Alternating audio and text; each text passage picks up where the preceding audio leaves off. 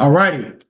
Welcome, everybody. My name is Leander Howard II, and you are joining us for a very insightful session today, Bridging the Gap, Modernizing Career Services and Academic Curricula for Professional Readiness.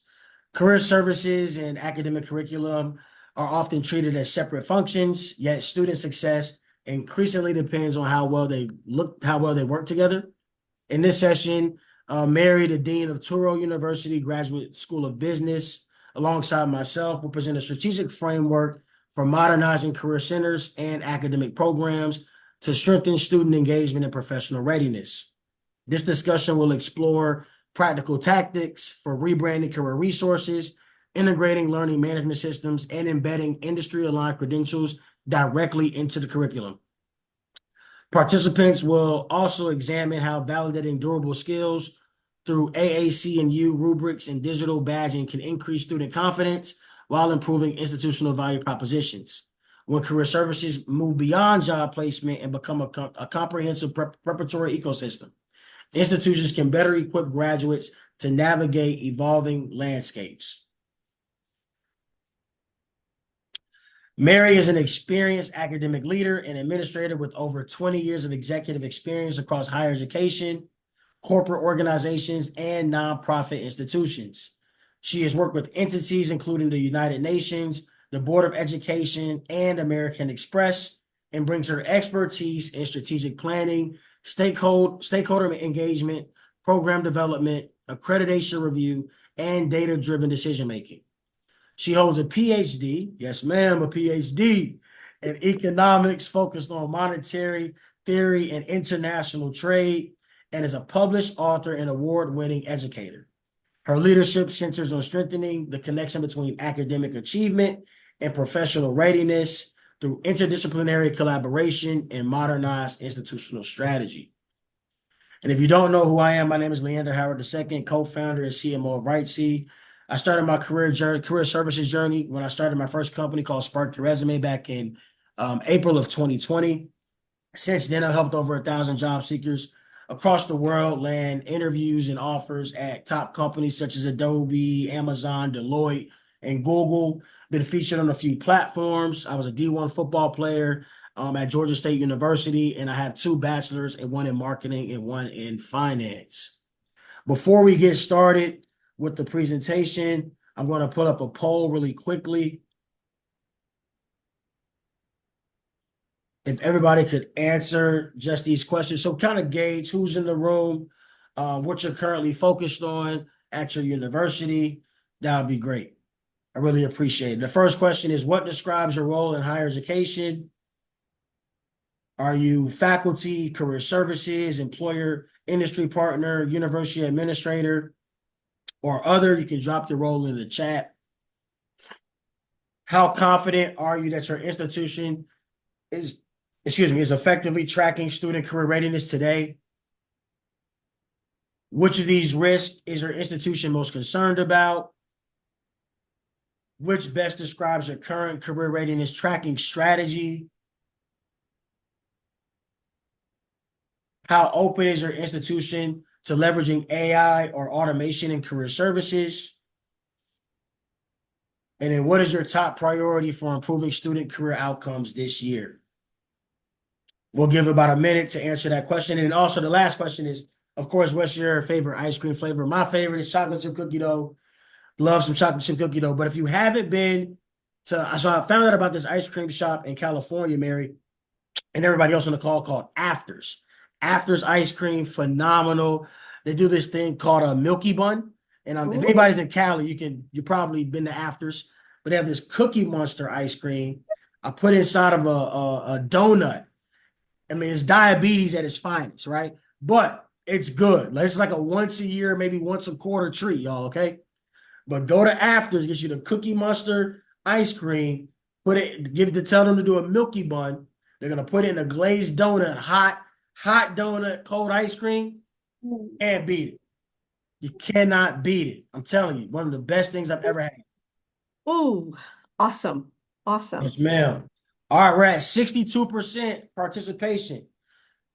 I would love to get to like 75, maybe even 80. I'm going to give it 30 seconds, and it will close out the poll. and then let Mary kick it off. Do you want me to share the screen Yeah, there? can you just keep it on? That would be great. Yep. So we Yep. No, don't, no problem. thank I can you. do it. I can do it for you. Just let me know when you want me to move to the next slide. Will do.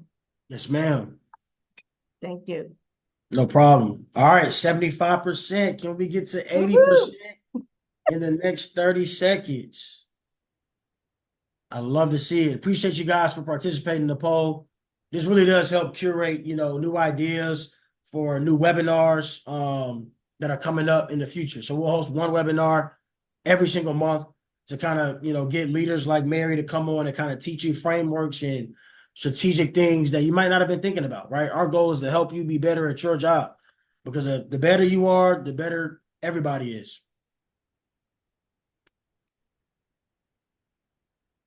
All right, perfect. Thank you for your participation. Salt and straw ice cream, huh? Okay. Yep. The results, yeah, that's some pretty good results. Vanilla, chocolate chip cookie dough, chocolate. Love to see it. Got a lot of career services people on the call. Okay. Few deans, department heads, nice faculty. Love to hear it. All righty. There you go, Mary. I'll Thank pass it you. over to you. Oh, thank you so much, Leander. I appreciate it. Okay, so these are sort of the four areas that I would like to sort of go over today, right? A strategy for rebranding your Career Resource Center, how you can integrate it, digitally integrate it into your LMS system, how you can incorporate durable skills and validate them, and of course, incorporating, right, industry credential. Next slide, please. Wonderful. So, do we need to, career services need to rebrand? Some of you may say yes, and maybe hopefully, some of you will say no. But have you noticed a decrease in student participation, right, to your career center? If that's the case, okay, then you may want to think about a rebranding, right? Because as students become disillusioned with the Career Resource Center, right, this lack of confidence may ultimately result in obviously diminished attendance and engagement with the center, but also in the long run, diminished alumni participation and givings. And we wouldn't want that, right? And of course, diminished prestige for the college as a whole. So if you're thinking about rebranding, you may want to think about shifting the perception. If you're, because most people, most students, right, believe that the career center is only to find jobs. But if we shift that perception, right, and focus on comprehensively preparing students, offering services, right? Embedding market-ready credentials. It may be possibly, creating or adding durable skills, and they're important, right? In other words, making your exposure necessary to navigate, right? Having the students navigate in the next professional phase. Next slide, please. Okay, so if you're going to rebrand, one of the things that you may want to think about, obviously, is creating a new mission, right, for your career center. And shifting the mission so that students are exposed to the necessary tools, right, that they will need to navigate and succeed in the next professional phase. So what are some of these services? Again, these are just sort of a handful. You can probably add more, but this are some ideas. What about offering students, and again, you may be already doing this, so bravo, you're ahead of the game, as they say, right? All right. So what about industry outlook, right? And projection reports, having students become familiar. Hey, this job, and this is sort of the pay scale for this job, and these are the job requirements for this type of job, right? But also preparatory services, which I'm sure you're doing, like resume templates, cover letters, their elevator pitches. Maybe you can practice interviews with them, set up meetings to practice interviews, or just giving like best tips, right? So these are the general questions that employers will ask. This is how you should respond, or excuse me, preferred method. But also Is follow-up emails necessary? Yeah. And what should they say? Is there a template that you can offer, right, your students that they can work off of? Another thing that, or another service that you can provide to them are maybe tips for negotiating or how best to negotiate salary. And if they can't negotiate salary because salaries are fixed, maybe at their institution that they want to go to at the company, can they negotiate benefits? And if so, what kind of benefits? So these are all the things that you can sort of have a discussion with students and provide resources for. Naturally, resources for where they can find job postings, right?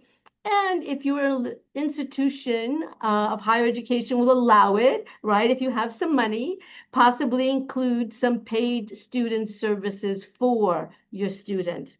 Obviously, such as RightWay, okay? But also maybe Handshake or AI Pitch Vantage or others that you may be thinking of. In thinking about the services that you will be providing to these students, one of the things, or along with the rebranding, should probably come a change in name, okay? So one of the things, these are just a couple of like 8 different, right, examples, right, such as Career Resource Center, Office of Career Development. I won't bother reading through all of them. You can read them yourself. And I'm sure that AI can come up with more, or you can come up with more names, right, to more accurately reflect your new mission and the type of services that you will be offering or thinking about offering. Next slide. Okay. And now that you've thought about, or once you've thought about these new services, right, how are you going to make it known to the students that they're available and they can come to the Career Resource Center, right, to avail themselves of these services? Well, you can definitely have bulletin boards. You can send emails, flyers, but they're not going to provide the total information, right? All of the information that you may want to have students, for your students to be available. So one suggestion, and what we at Touro Graduate School of Business have done, is we actually created a course on our LMS system. And whether you use Blackboard or Canvas or Angel or any other, students are used to courses. They log into their LMS system, right? Why not create a Career Resource Center course where you can post all services, all the helpful guidelines, all the tips that you want, post naturally available jobs, internships, externship, post any seminars or webinars that you may want to offer, or guest speakers that you want to bring in, right? But also, and most importantly, you should really have on there, right, your career advisor contact information and a calendar schedule, not only for virtual, but for in-person appointments. That's very important because students want to know, okay, I have a question. I read through some of this material. This is what I'm interested in, but now I have questions. Or I want someone that will give me feedback as I'm speaking to him or her, right? So it is important to include a calendar schedule, right? A digital calendar schedule for virtual and or in-person, right, appointments. Next slide, please. Okay. So if you're thinking about how to rebrand because you're maybe not capturing a lot of the students, or you've seen a decrease in the students entering your center, you may want, again, we talked about having a new mission, corresponding new name to reflect your new mission. Think about the services and information that you want to provide, and then putting right, consider using your LMS to store all that information. Now, you may turn around and say, but wait a minute, I still don't have all of the student services figured out, and I want to, best practices, can I build this a little bit at a time? My answer would be yes, absolutely. Actually, you don't want to have all the information there at once or as you open up, right, your course for the Career Resource Center. Because one of the things, or one of the ways that you can show your students, and again, this is just a suggestion, is that You can obviously make an announcement, right, through email or postings and what have you, that, hey, we now at Career Resource Center, now you can access all information via your LMS system. But then as you add more tips, as you add more information on there, you can send them follow-ups. And this sort of triggers sort of a reminder and says, oh, in their head, so to speak, the students say, oh, yeah, I meant to look at the Career Resource Center, right? I meant to go there and check out some information. Oh, look, they're doing something new. So it's a constant learning, or it shows that the Career Resource Center is constantly putting out more information, right, for the students' benefit. So don't worry if you don't have everything in place when you start your Canvas or Blackboard or Angel, right, Canvas shell. Okay, so this is what the Career Center or Career Resource Center has done, sort of working into improving students, right, information to business and preparing them. But how can the Career Resource Center better align itself with the academic offerings? So I'd like to talk about two of them this afternoon. One is providing guidance for durable skills, and the other one is providing guidance for industry credential licenses. Next slide, please. Okay, so let's do the first one, durable skills. What are durable skills, and are they really important? Do students really need to know them, right? Does industry value them? Good question. Durable skills are, or formerly known as soft skills, they've changed their name.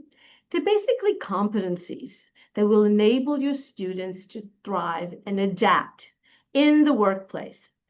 And regardless of industry, right, these skills transgress, through time, through industry.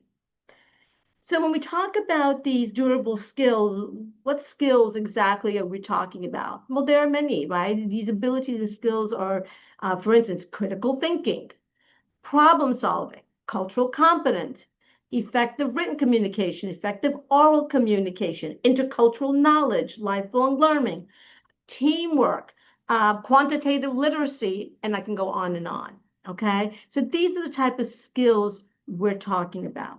Next slide, please.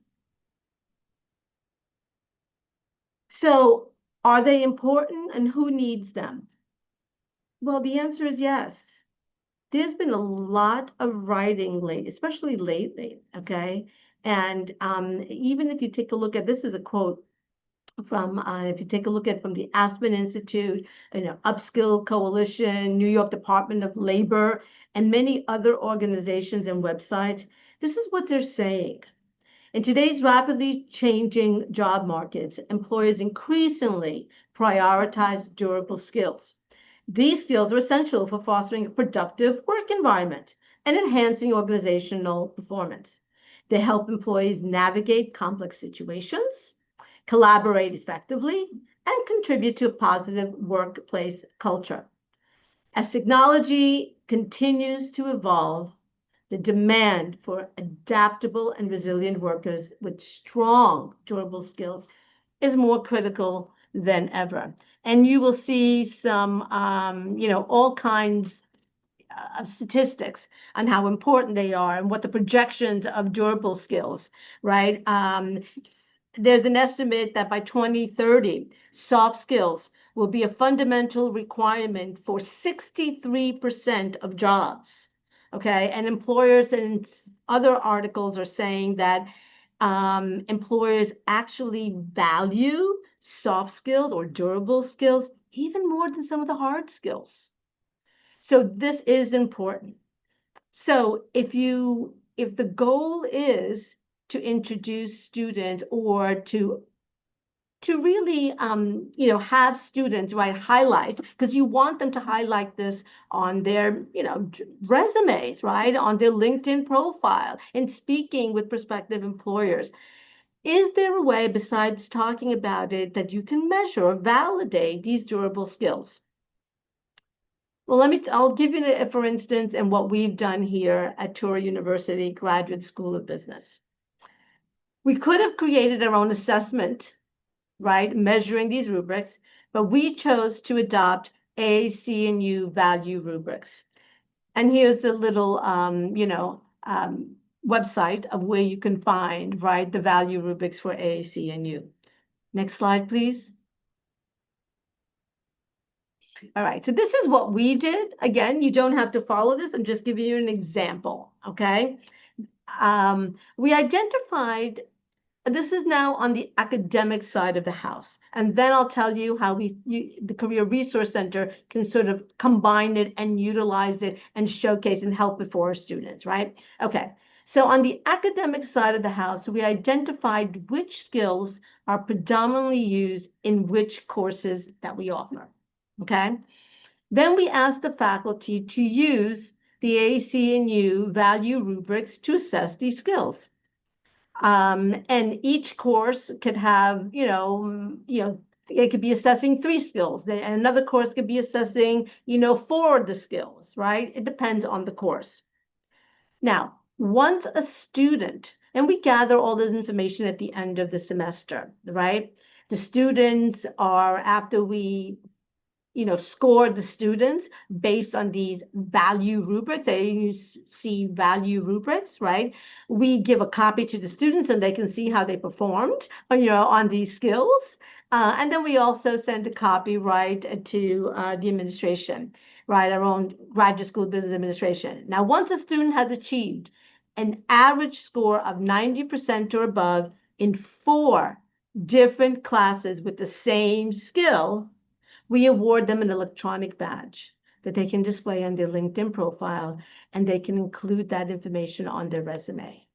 Now, some of you may ask, well, why in 4 classes, right? I mean, we could have chosen, they could be in the same class or maybe 4 different times. We purposely chose 4 classes. One is to avoid any bias with faculty maybe scoring, even though AAC&U is very, they give you guidelines of what constitutes a score of 1, what constitutes a score of 2, 3, 4, etc., right?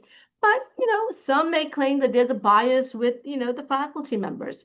The other thing that we were concerned about, if we're offering an actual electronic badge and attesting to the fact that the student, right, can now problem solve, we wanted to make sure that the problem-solving skill transgressed through a variety of different courses, okay? Not always the same course or not always the same field. And that's why we chose to do it this way. Again, this is our model. You can, decide, 85 or above, cut off in 5 different classes or 3 different classes, okay? That's perfectly up to the academic side of the house.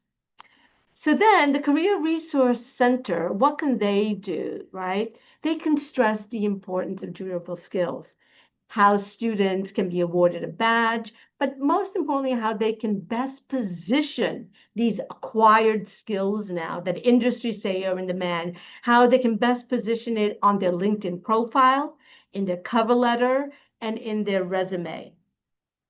I do have an article, right, that one of our alumni, okay, posted. It's on our website. I can give you the link later about durable skills and how it has helped her achieve her job. She's from MasterCard.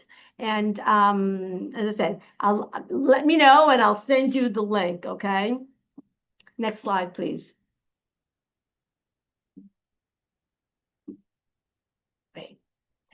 So that's how sort of the Career Resource Center can work hand in hand on the academic side of the house, right? To showcase and help students say, okay, you've developed these skills, or maybe if, because maybe one of you may ask, but on the academic side of the house, they're not really measuring these skills. Okay, but maybe there are other ways that you can speak to students how they right, can showcase either through projects that they've done. So maybe it hasn't been scored, right, with rubrics, which of course, will help out if you're doing, for accreditation purposes, right, and the assessment of learning, having all those scores. But aside that, maybe the Career Resource Center can turn around and say, hey, even though these skills that you have aren't being measured, but this is how you can show it. This is how you can improve it. What projects have you done? And do you work, in what work environment, et cetera, right? Okay. Aside durable skills, I'm hoping maybe some of your institutions, right, prepare students for certain licensing credentials. And I've just listed a couple of them.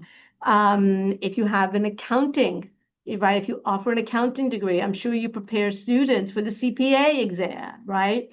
If you offer human resource management as one of your degree offering. Maybe you prepare students for the SHRM licensing exam or the HRIS, Human Resources, Right Information Systems exam.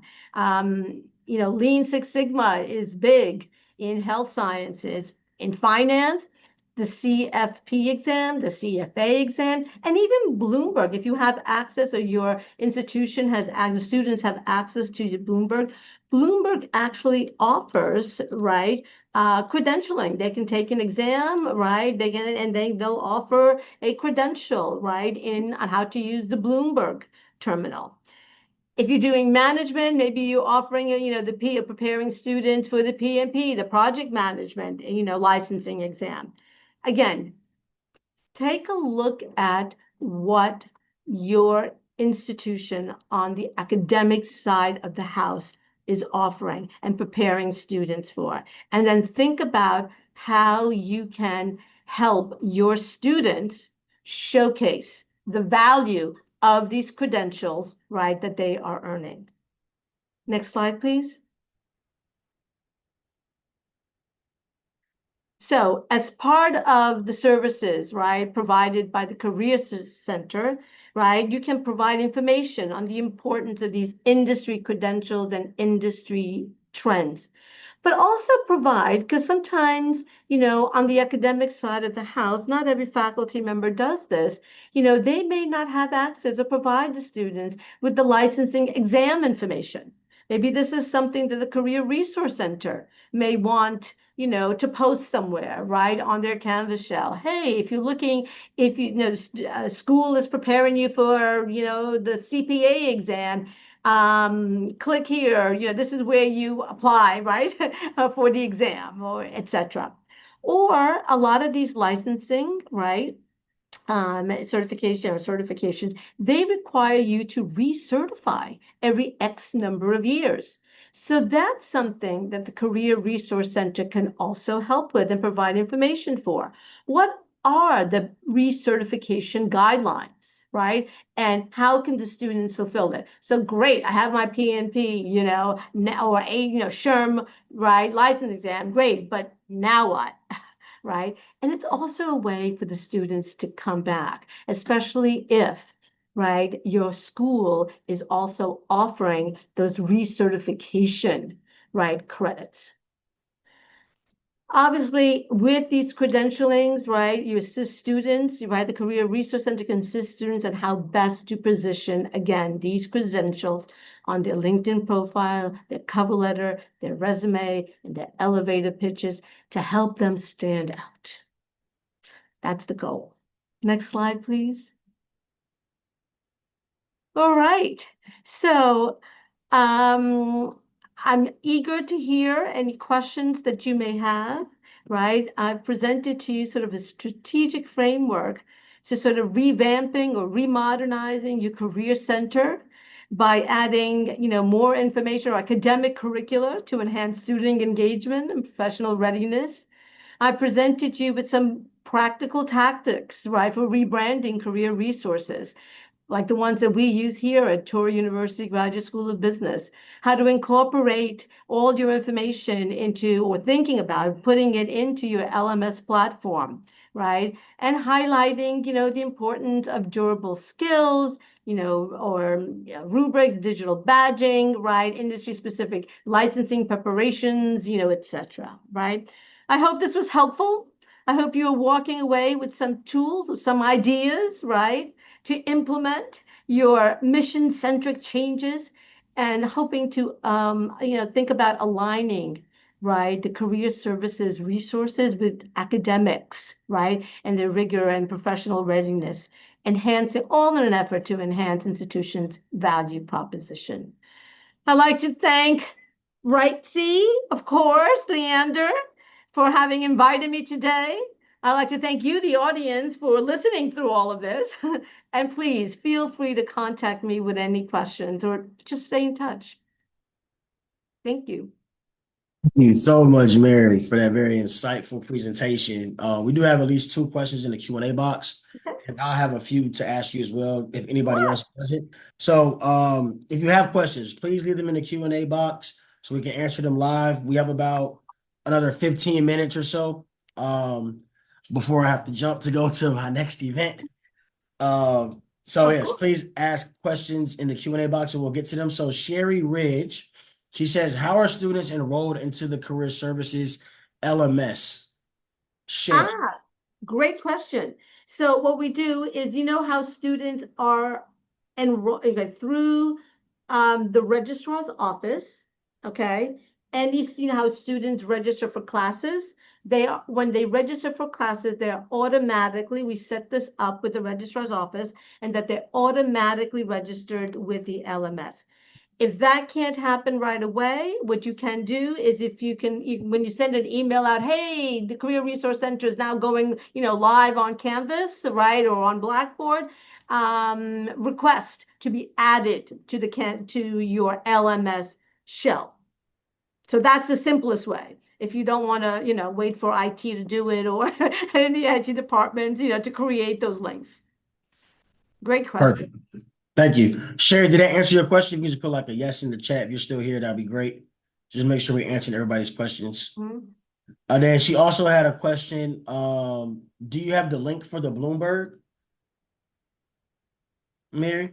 I'm sorry, do I have what? A link for Bloomberg? Oh, I don't have it ready with me right now, but I know, as I said, I know some of my students have gone through the Bloomberg training. I mean, you have to have the license, right? You pay a fee to have the license, right, available, right, for your students. And then after that, the students can sign up for training. And then after they pass the exam, right, they can get their credentialing through Bloomberg.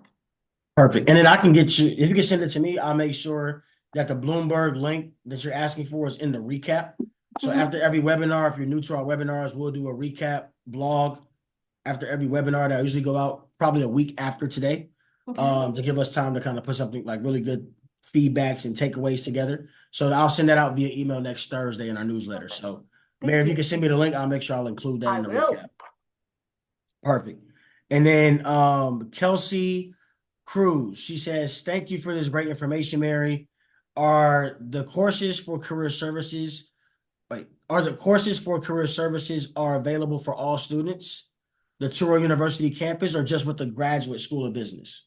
Right now, we've limited it to the Graduate School of Business, but then look, it depends on the dean. It depends on, right, how your school is set up. If you want to make it available, right, for the whole entire school, then that's perfectly okay. We have like the undergraduates, I run the Graduate School of Business. So we have one just for the Graduate School of Business. Okay. It doesn't mean that we don't collaborate with the undergraduate, right, director of Career Resource Center, right? But our LMS, through our LMS system right now, it's only for our graduate students. Perfect. Thank you so much. Next question we have is Anita Knox. Hey, Anita. She said, are these courses for credit or non-credit? They're non-credit. This is purely informational to help the student enhance, right, the next phase or answer questions and things of the like. Thanks. Thank you. And then Kelsey had another question. She said, also for the AAC&U value rubrics, Mhm. Did you receive pushback from faculty? No, not at all. Hmm. And we've What? actually used the results of AAC&U rubrics, okay, for our assessment of learning, our AOL for accreditation. We use the Hmm. results of that because that's part of, anyway, we created as part of our mission. So the way we did that, the reason why we didn't get pushback, this is how we created it, okay? I actually said, okay, these are the courses that you're teaching. These are the skills that we want our students to have, right? Can you please match up? What skills are you promoting in your course?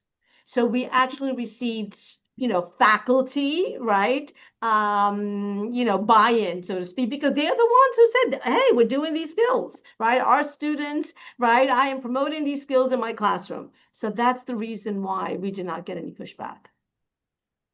Like that. Give me 1 second. I'm clearing out all the questions. Sherry Lynn, is it Legal Nelson? She said this was just very informative. Wasn't a question though, so great feedback. Thank you, Sherry, for that feedback. Um, Ashley Hicks, she says, how do you incentivize students to enroll in the Blackboard course to learn about career services? Is it mandated?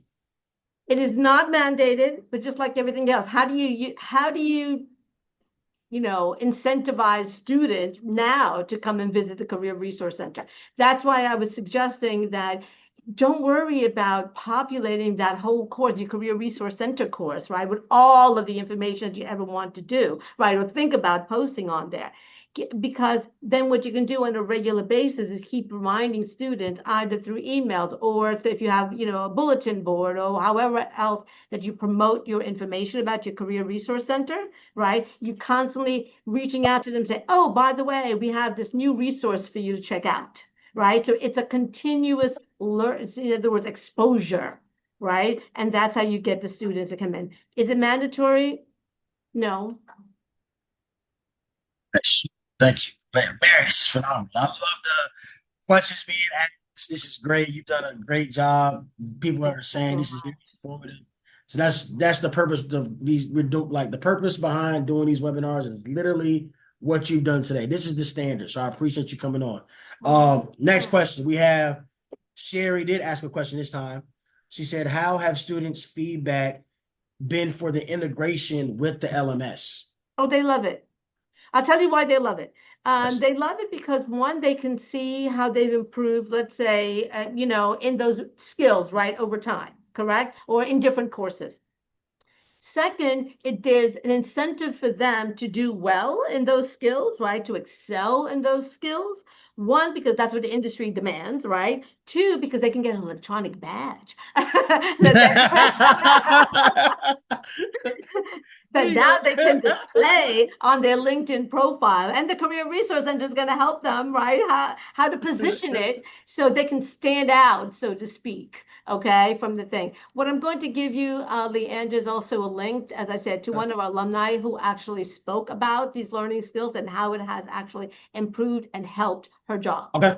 Yeah, perfect. Send me anything you want to put in the recap, and then Okay. we can send you the recap before we actually publish Okay. it, so you can make edits. Thank you. Yep, no problem. Next question we have. I don't know if it's Janae or Jean. I hate butchering people's names, so let me know if I'm right in the comments. Um, how does this affect student engagement with career resources? That's the how does this affect student engagement with career resource? Maybe I don't Janae or Jean, if you're still here, I'm happy to you can come off mute and ask the question or maybe clarify what you want to ask there. And then Raquel says, will you be hosting more workshops in the future, Mary? Thank you. Well, hey, Who knows? We can have Mary on again if you want with Who another knows? topic. But I think that question probably means have we seen an increase in engagement from the students, right? Entering Oh, the center. Maybe that's what it meant. no, I think she wants you to do more workshops. Oh, okay. She said, yes, please. Yeah, they like the way you teach, which is Oh, that's great. Very kind of you. Thank you. Thank you Great, so great much. education. Great Thank you education. very much. But yes, to answer that question, absolutely, because you know, it creates, let's put it this way, maybe the student's just starting out, right? It's their first semester. They recognize that there is a career resource center, correct? And Right. maybe they check it out, maybe they don't, or maybe they just look at, oh yeah, yeah, it's here, right? And here's some information. But as they are going for internships or want an internship or an externship, or as they're looking for jobs, they're going to be using it more and more. And then as more information is added and as they find value or they see value in the information that's posted out there, okay, they're going to keep coming back. 100%. I agree. And happy student makes happy alumni, makes higher givings. That's true. Like the way you, hey, I'm all about return on investment. And You that's know, how you do students it, are very, Mary.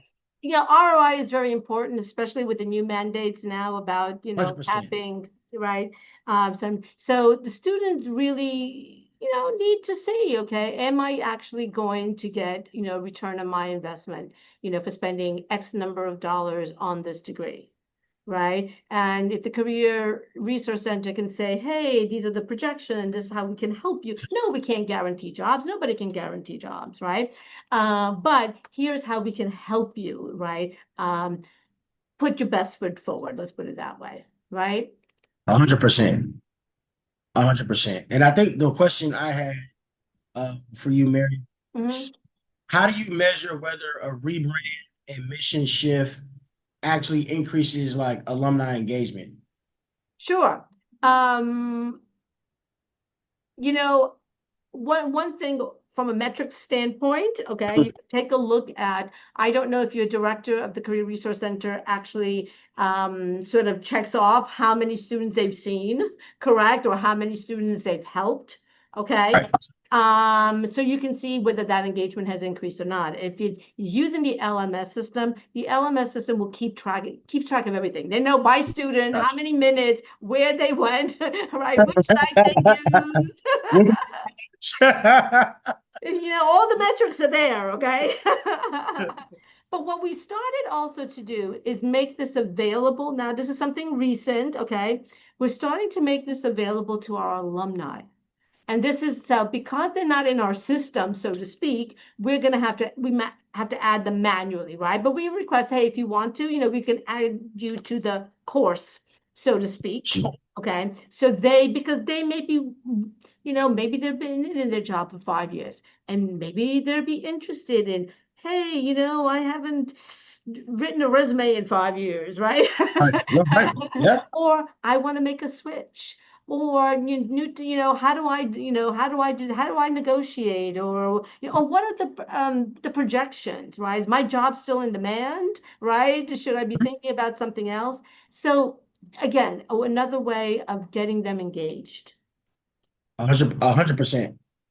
Mary, this has been nothing short of amazing. I really, really appreciate you. Give me 1 second. Let me turn my. Sure.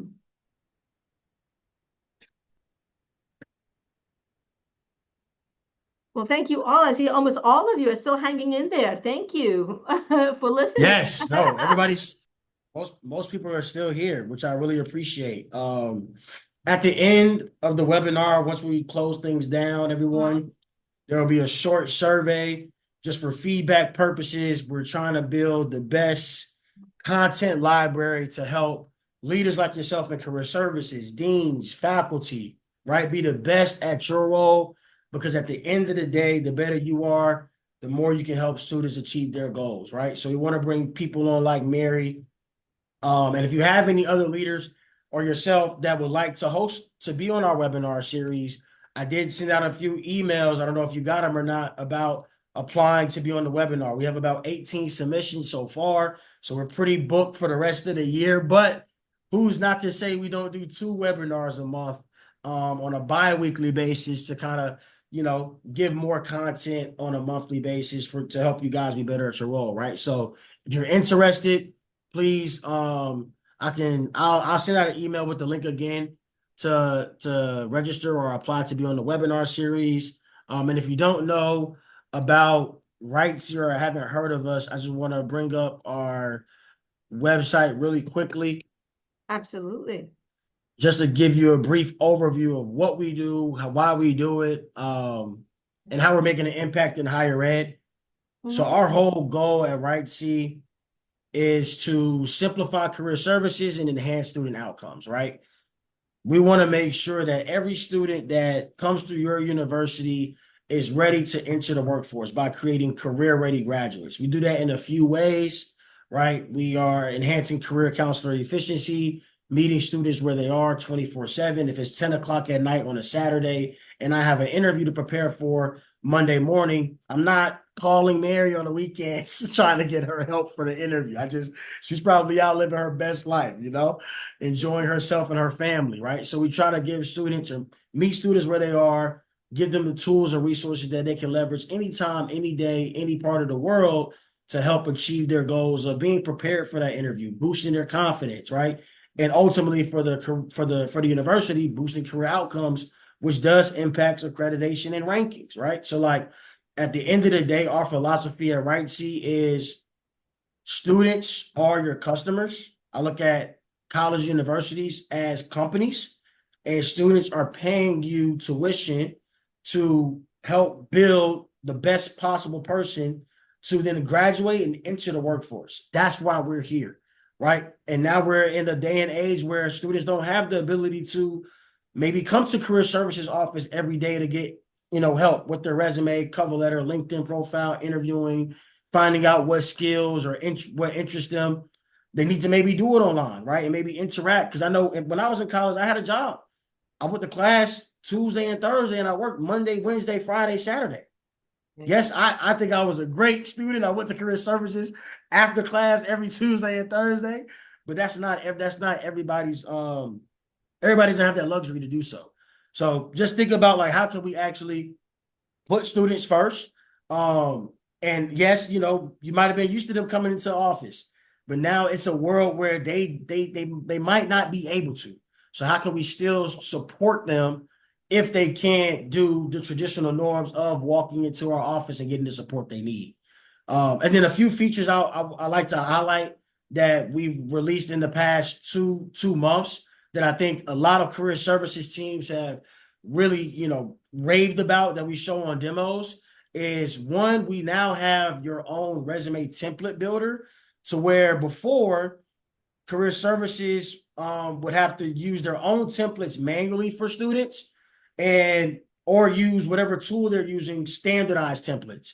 Right? See, we've kind of pivoted or transitioned to where think of us as like a ghost kitchen and you're the chef, right? So we're giving you all the resources and ingredients to build your own meal. So we give you the template builder, and you can go and create whatever templates you need for your students. And then we also have the ability to you also have the ability now to create your own resume review. So you can control the parameters around what matters most in a student's resume. And yes, you can create unlimited templates. You can assign the templates to specific students or groups. So it's very customizable and you can control what students are downloading, right? And how their resume is ranked based on your institution's beliefs because every institution is different. A master's student's resume is different from an undergrad student's resume. A biology major is different from a marketing major student resume. So we're just giving you all the tools and resources to be successful at your job, but then also, again, at the end of the day, putting students first. So, and then one thing I want to highlight as well, I know it's a huge like elephant in the room.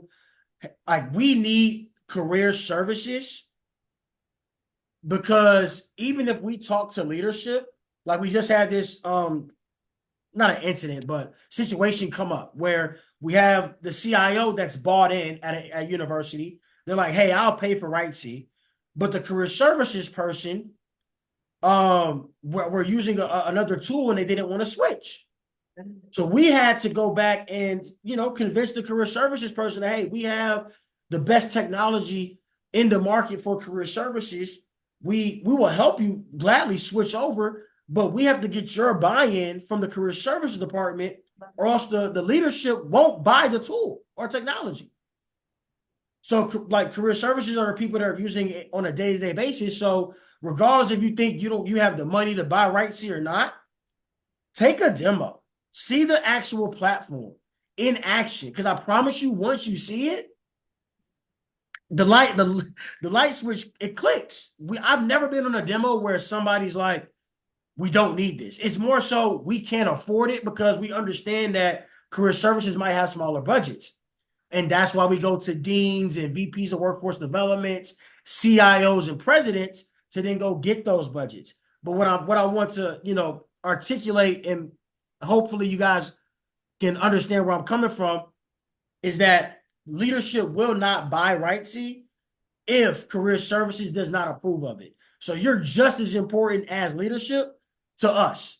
And that's why we host webinars. I've hosted dinners with career services. I treat career services just like I treat leadership, because you all are important.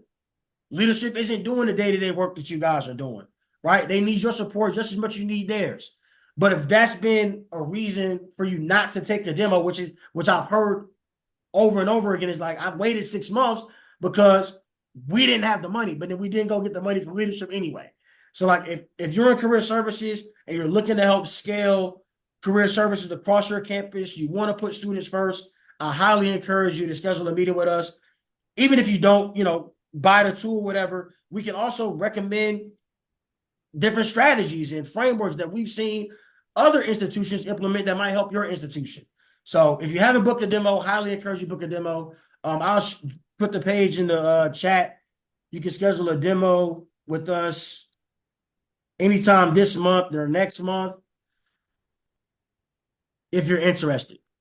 But that's our mission at RightSea, is really just putting students first, improving students, simplifying career services, and then enhancing student outcomes. I total agreement, Leander.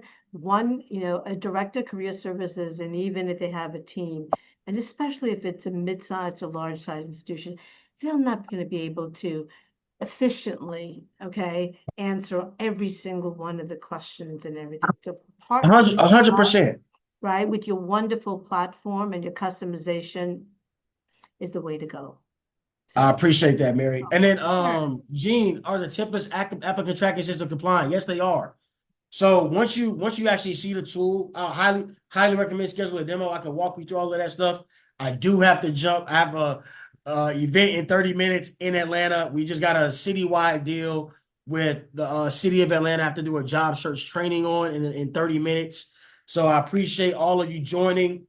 Please schedule a demo with us. I put the link in the chat. I'm also going to drop my LinkedIn in here as well, so you can connect with me on LinkedIn. And I will be sending out a recap with takeaways from the webinar, the presentation, the Bloomberg link, and anything else Mary wants to share with you guys. I'll make sure it's in the recap. And we'll see you on our next webinar. The next webinar is March 19th. I'll probably be sending that out as well on next week, Thursday. To register, we have a great presentation. I think she's like the teacher of learning at a really big institution not an institution, it's a workforce development company. So I thought about this. I was like, I want to bring somebody outside of higher ed, but it's still focused on like career readiness and outcomes for professionals, to kind of give you guys a different lens on how other industries that are doing the same work are challenging this, are handling this problem that we're all trying to solve. So always thinking ahead, Leander. yes, ma'am. Always. We try our best. Thank you, everybody, again for joining. Thank you, Mary, for your great presentation. This has been very insightful. Thank you, everybody, and I'll see you guys on the next webinar. Talk soon. Bye. Bye.